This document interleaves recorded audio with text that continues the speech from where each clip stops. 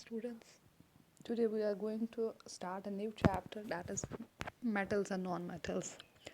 Topics to be covered in this chapter would be introduction, metals, then we will discuss about physical properties of metals, then we will go to non-metals, then we will discuss physical properties of non-metals, then chemical properties of both metals and non-metals, under which we will discuss about reaction with oxygen, with water, reaction with acids, reaction with bases, displacement reactions, and then we will discuss uses of metals and non-metals.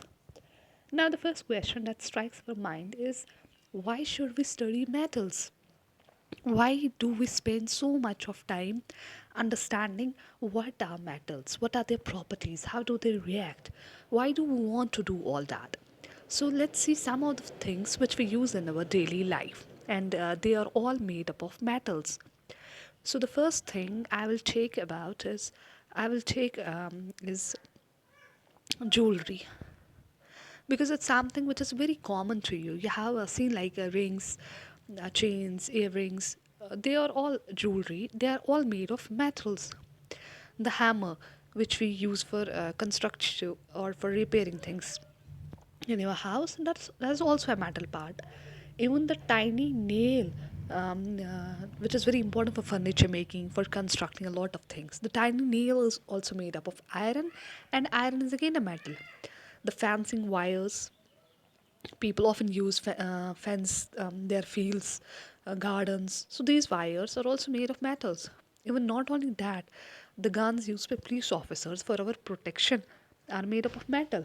A lot of things like refrigerator, bicycles, bikes, cars, their body parts are also made up of metals. Even the wires in our houses, which conduct electricity, are also made up of metals. And metals are extremely good conductors of electricity. That is why they are used in the wiring purposes. The trophy which you win, maybe it's gold trophy, a bronze trophy, silver trophy, is also made up of metal. Even the watches also have a lot of metal parts. Even in some watches, the entire band is made up of metal. Like here, utensils which you have in your kitchen, most of them are made of metals, or they are derived from metals. For example, iron, bronze, they are mixed with some other components, and they form a lot of utensils. So we see that metals are extremely important to us. Metals are there with us almost every time. We need them in some or the other way. So now we will try to understand in this lesson what are metals and their properties. How do we get to know? How do we distinguish between a metal and a non-metal? So before we start talking about the properties directly, let's first quickly look at the history of metals. So how did these metals came into existence? Did we create them, or they were already existing in nature? It was just that they were discovered by somebody. So yes, it already existed there, and it was discovered. The first metal which was discovered was gold, and was discovered in 6000 BC.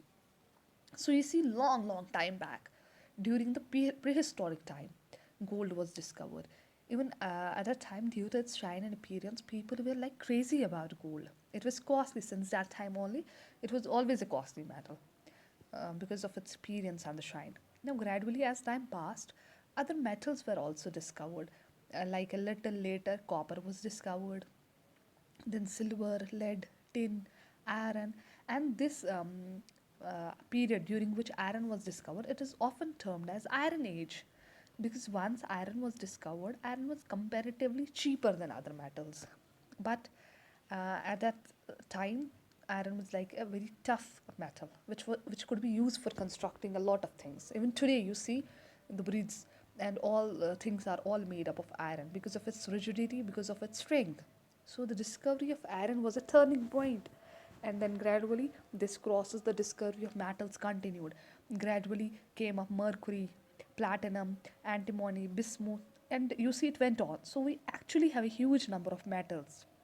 So once the trend started, now until and unless gold was discovered, nobody even knew that something like metals could also exist. But once gold was discovered, so those who have that instinct to discover something, they kept their eyes open that okay, a new metal can always be there. So this is how more and more metals got discovered. So if you see the first discovery that was happened in 6000 BC, and the discoveries keep going on. It never stops. So if you look at the year when aluminum was discovered, it's just 1827, and which is not a long time back. So it actually took a very long time to discover all these metals. It started somewhere in BC and it continued till 1800s and 1900s. So that is how metals were discovered.